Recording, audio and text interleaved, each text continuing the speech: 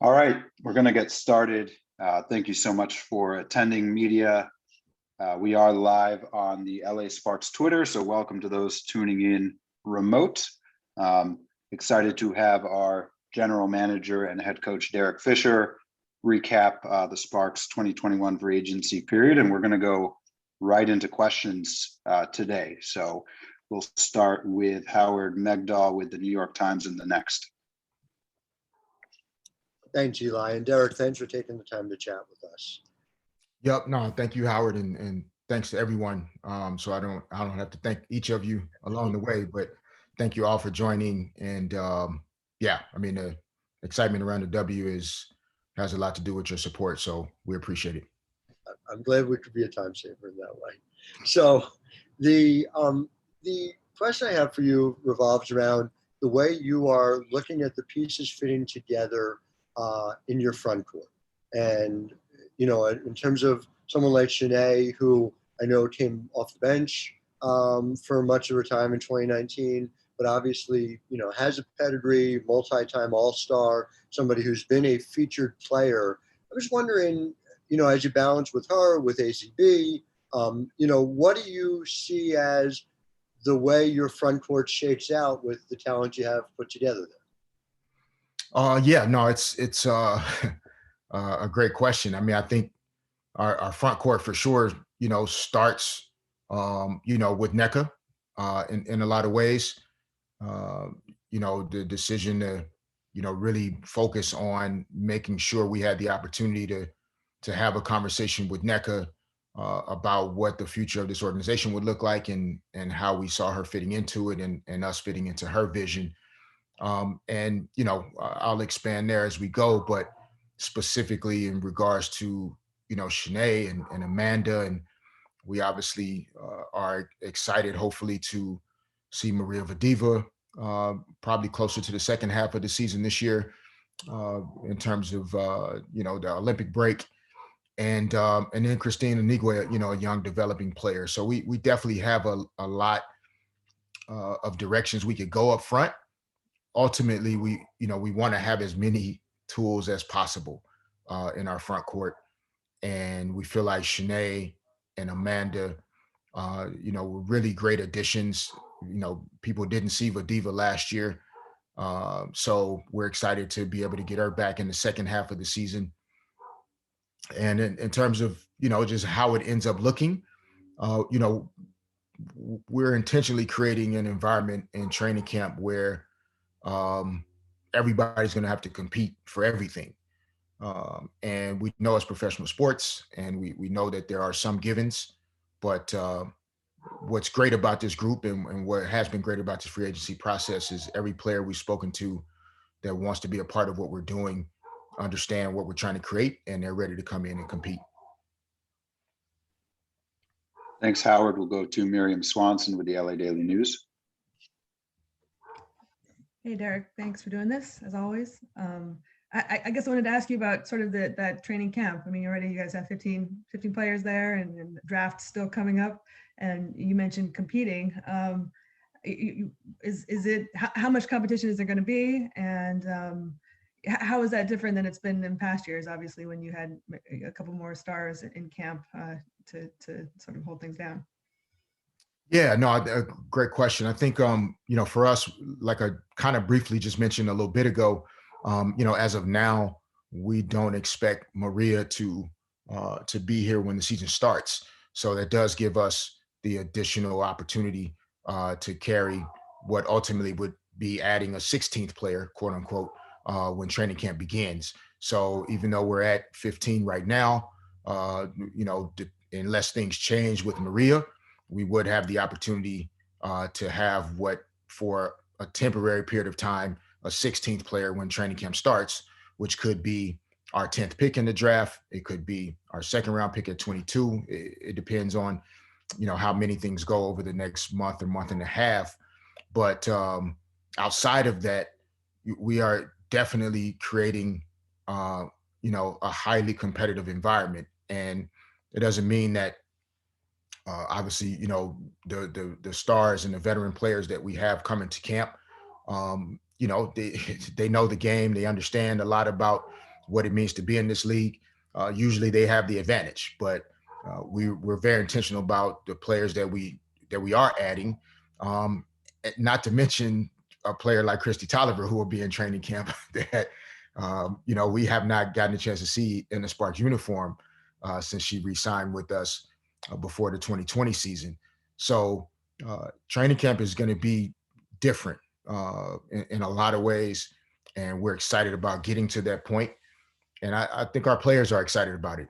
It's a new era of Sparks basketball, and we're moving in a different direction. And I think everyone's looking forward to the process and the journey. John W. Davis, the Winsider. Hey, Coach Fisher, how's it going? Good, John. How you doing, man?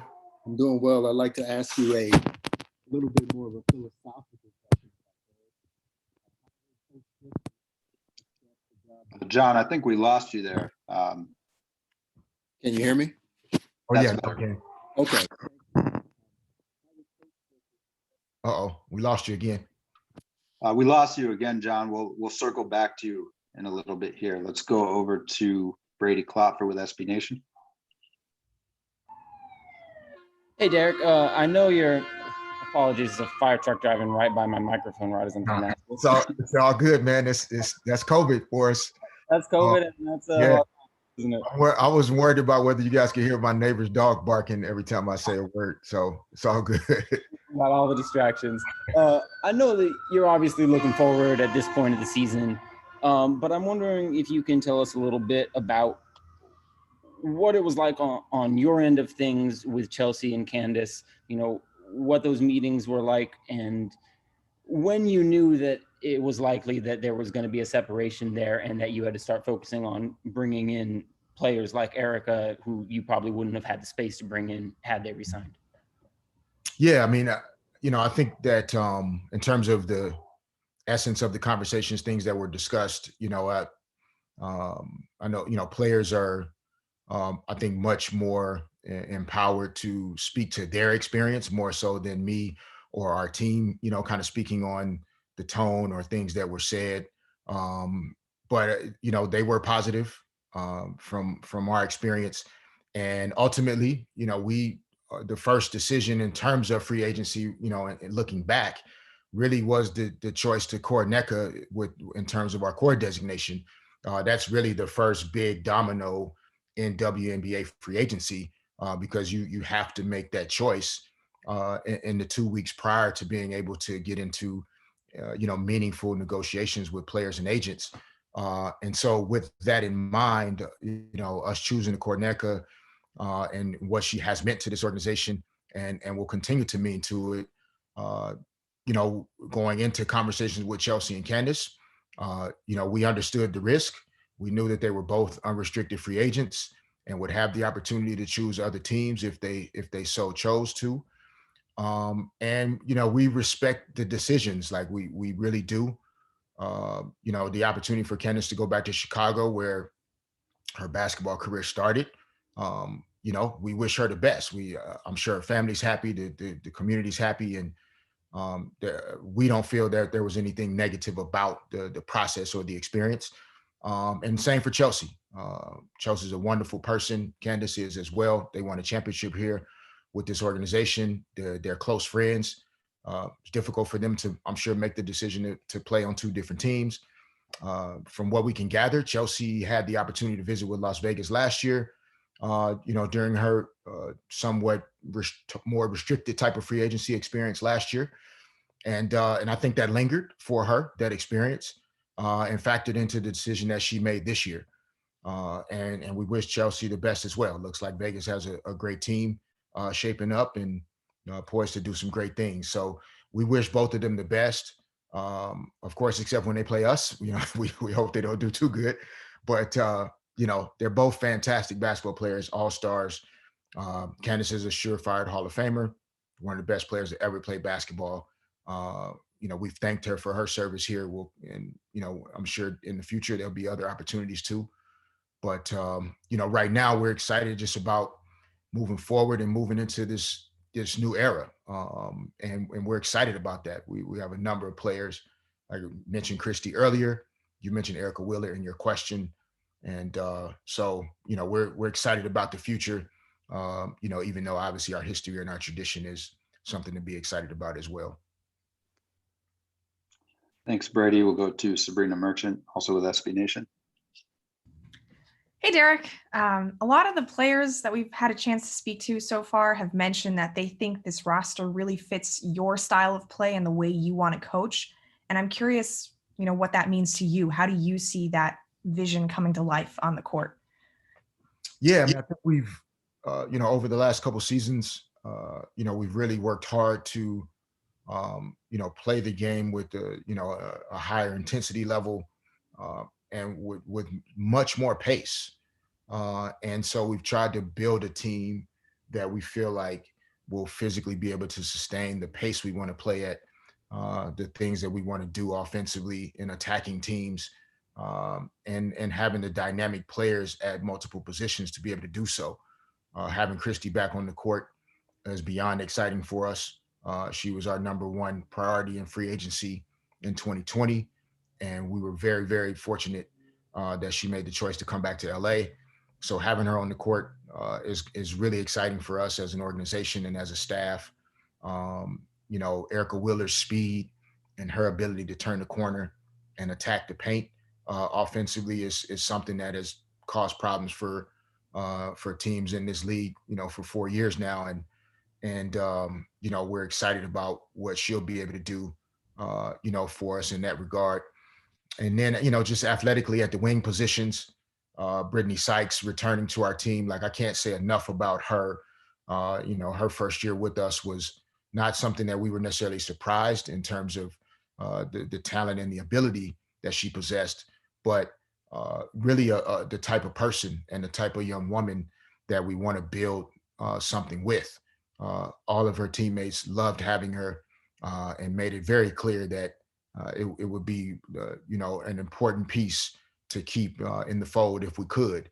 And she deserves, and her agent deserve all the credit in the world for seeing our vision, seeing the future of where we're going, and honestly, agreeing to re-sign with us, for a number that allowed us to continue to build our roster out the right way. And Brittany deserves a lot of credit for that. You continue to talk about, Simone and Bria Holmes and Nia Coffey, who we just added recently, getting Maria Vadiva back, Christine's talent that she showed last year, getting TRP back and healthy, Sydney Weiss, Taya Cooper.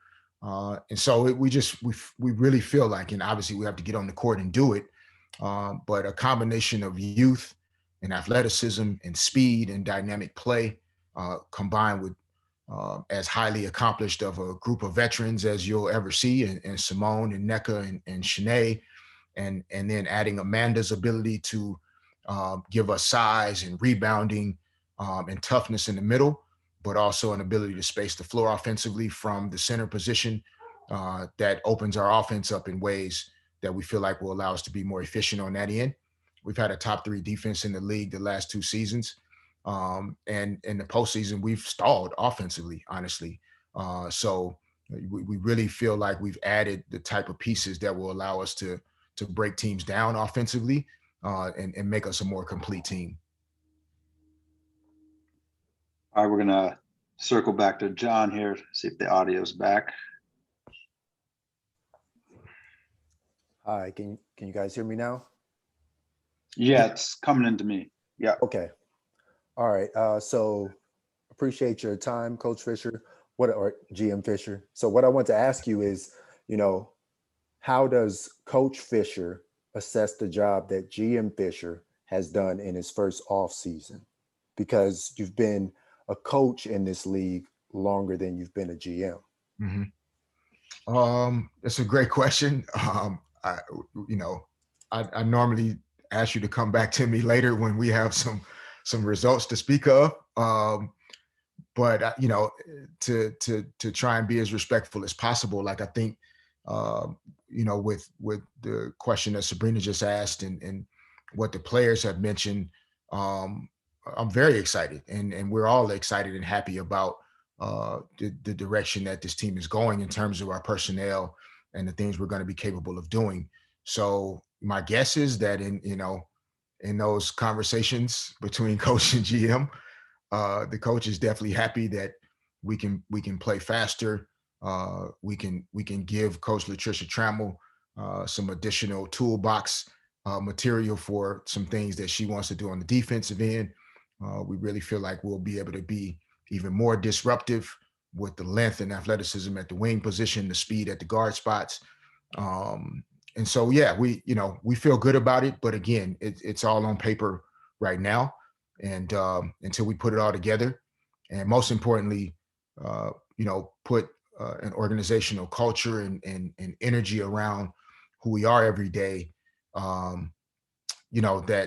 that's what we really have to also bring along with where we're going on the court, and put something really special together. And I think a lot of our players, they see that vision, and we tried to lay it out for them as best we could. And we're excited about those people that have chosen to go on this journey with us. And we know we have to pay them back in a major way. Thanks. We'll go to Chris Camello with Nightcast Media. Hey, Derek. Congrats on a successful offseason so far. I just want to start off by that, and thank you for taking the time to talk with us today. So I have a two-part question. One, after the losses of Candace and Chelsea, was there any sort of deliberation about whether or not to go maybe toward a culture shift? Maybe not shift is the right word, but maybe a culture pivot. And two, what has been the most difficult part of this process that maybe you didn't anticipate when you took on this role? I think the first part, I think we're always looking to improve and get better, right? Whether players choose as unrestricted free agents or free agents to stay or to go to other teams, like our job is to be laser focused on improving who we are and what we do on a daily basis, on and off the court, within our organization, department to department. Our ownership group is as engaged as they've ever been. Like we're all in with the direction that we're going right now. And so I think regardless of the free agent decisions in terms of players, no matter whether it's yes or no, it's all information and just feedback about the things that we need to make sure we're staying focused on. So, I think that's the first part. Like our culture has been shifting, and we're continuing to shift it in the right direction. And that doesn't change, depending on what players are here or not here. The second part, which I need you to remind me of actually a little bit more, because I don't want to miss answering your question the right way. The second part of your question. Oh, no problem. What has been the most difficult part of this, your first off season as GM, that maybe you didn't anticipate? To be frank, like I'm not a guy that is always holding my cell phone and just constantly talking, texting, emailing. I like to decompress. I like to have a moment to myself and to family, and keep a level of balance and centeredness and connectedness. But being the general manager of a sports team is completely different than just coaching. It really is a 24/7 commitment, 365 days of the year. I think I anticipated that. I just didn't know what the experience would be like in terms of the amount of discussions and conversations and meetings and sharing ideas and pushing each other forward. But I intentionally signed up for it, even though I didn't quite exactly know how much my phone would ring or how long I would be on it from hour to hour. I wanted this opportunity to invest in our players and invest in our women and invest in the people in PR and in business and in marketing and in community relations. And, this team has been in LA for 25 years, and it's as accomplished as any professional sports team can be in a 25-year period in terms of the amount of championships won, the amount of postseasons that the Sparks have appeared in. And we're still fighting a very uphill battle. And I wanted to be a part of that fight, right? We are double minority here with the Sparks. We champion our women, which are underserved and underrepresented in many ways. And many of our women are women of color who are underrepresented, and not always treated the way that they deserve to be treated. And so I'm intentionally here, even though it won't be easy. And only way I can do my job is that our players feel like, we're doing everything we possibly can to make their experience better here with our team. Thanks, Chris. Time for just a few more today. We'll go to Pavi with H&B Media. What's up, Coach? I What's up? asked Nneka this yesterday, and she said she can, by the roster moves that you made, kind of see the system that you are installing here in LA. If I could just ask you to describe your system and describe your play style offensively and defensively, how would you do that? And how do the roster moves you made speak to the style of basketball that you want to play in? Yeah, no, I think that, versatility, speed, athleticism, quickness, mental and physical toughness, hunger, passion, humility, sacrifice, not things that other, teams, coaches are, feel are important values, but, those are really the priorities. And we feel like we've added players and continue to invest in players that check those boxes. Defensively, because I think that's where it really starts first. If you cannot disrupt teams offensively, not just through defensive scheme and strategy and tactical and adjustments, but also just through length, through size, through speed, the amount of opportunities and situations that you have to be able to switch defensively, that you have to get into rotation, that you have to be able to trap the pick and roll or trap the ball on the post and fly around and scramble coming out of it. Players that communicate and talk to each other. Those are all key things to great defense. And, we've been a top 3 defense the last couple of years, and we were intentional about the players we added that we feel like can even help us improve more there on that end. Offensively, you have to be able to attack the paint, like in a relentless, not taking no for an answer in terms of getting the basketball into the paint, whether through the pass, whether through the dribble. You have to get there. And we had to improve in our ability to turn the corner, to attack the paint off the dribble, players that are physically capable to possession after possession after possession, run, attack, sprint the floor, run the lanes, comfortable attacking the basket, finishing through contact, etc. All of those things are important to what we're trying to do. And so we made those things a priority. We feel like Erica does many of those things on both ends. Christy Tolliver, Shanae is the fourth the fourth most efficient from a field goal percentage standpoint player in the history of the league. We talked about Nneka's efficiency. Amanda Zowie B coming off a career year. Brittany Sykes, second team all defense. Taya Cooper's emergence as a rookie last year after being, drafted and then released and then signed, and what Sydney Weiss was doing before she went and succumbed to an ankle injury last season. Like we just feel like all of our players are going to fit what we want to do. And, I just think to your question, offensively, versatility, defensively, versatility. But you need the length, the speed, and the athleticism to do those things, and basketball IQ as well. I don't want to leave that out. And we're intentional about that part of it as well. Thanks. A couple more here. We'll go to Rashawn Haylock with KTLA. Hey, Coach, how's it going? Good, good. How are you? Doing all right.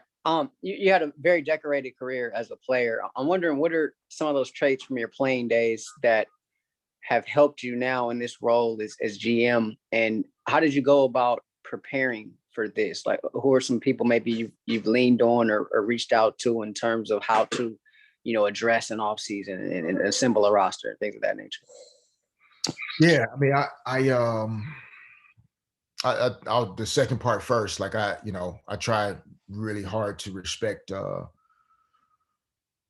folks' careers and who they communicate with, who I communicate with, et cetera. And so I will say that yes, I've repeatedly and consistently am in contact with coaches that I played for, current coaches in both sides of the game of basketball, in college as well. Um, you know, Men and women that are general managers and presidents of teams now and or have been historically, um, player agents, uh, and current and former players on the men's side and the women's side. In addition to reading and listening to folks that have been in leadership positions within sports as well as within business, and how that ties back to my playing career, and how it may have helped to kind of prepare. I think it all really comes back to the people, and the as a player, like really, uh, from a leadership position, uh, there were things that I felt really strongly and passionately about, that I believed in. And even if those things weren't always the exact perfect thing or the right thing for the team at that time, uh, ultimately it ends up being the right thing because as a leader, you have that's what you have to lean on, and that is definitely some of the advice that I've received, and that I've learned through my own experiences, are to believe in what you believe in and really remain consistent in that. And I think a lot of the decisions that we've made this off season, to match that belief, and also recognize that every day there's something to learn. And I'll learn from this off season. We'll learn from I guess what people consider to be the rights and the wrongs or the good and the bad. But none of it is finite. So there's always something to learn and improve on. And, I try and live my life that way. And so, whether it's leaning on others and getting advice from them, but I think what I learned as a player is, you can get advice from everywhere. The coach can give you a lot of information. Your teammates can tell you a lot of different things. But ultimately, you have to be committed and believe in really who you are and what you're capable of accomplishing. And that's what really gets you through. Thank you so much, everyone. We just have time for one more. We'll go over to Amanda Skurlock with the LA Sentinel.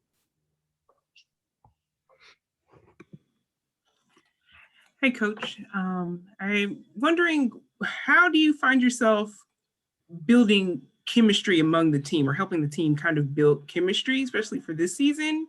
And also what lessons you got from this previous season, on how to kind of help the team build chemistry with one another? Yeah, no, I that's a very intuitive question because those things are challenging, when you can't spend a lot of time together. Part of chemistry is trust, and part of trust is understanding, who you're working with, how they respond in different situations, and vice versa. So it's not easy to develop the type of chemistry, in particular, that can carry over onto the court. The only thing that really helps that to develop is time on the court together. And so that's one of the reasons why we were very specific about signing the players that we signed, and going ahead and getting to that 15 and maybe 16 due to Vadiva, so that we know who we're showing up training camp with, and we can start to communicate. We can start to have those conversations and start to build some of that chemistry that you're referencing. Honestly, NECA's leadership, Christy Tolliver's leadership, Erica Wheeler's leadership, the players ultimately, take control of their team and their locker room. And I can't speak for them, but they are communicating together quite a bit already. And that is good to know and to hear the conversation that they're having with each other. In terms of, what we'll try and continue to do to build that chemistry, just like we're all doing now, we're virtually connecting, we're sending notes to each other. We're communicating this way via Zoom. We're texting, we're calling. We're still trying to maintain those relationship ties, even though we can't physically spend as much time together. And we're going to have to lean into those things even more, and invest even more time in that, prior to showing up for training camp. But it ultimately comes down to, that chemistry on the court it's an on the court experience and journey. And, that's what we hope to start to create from day one in training camp.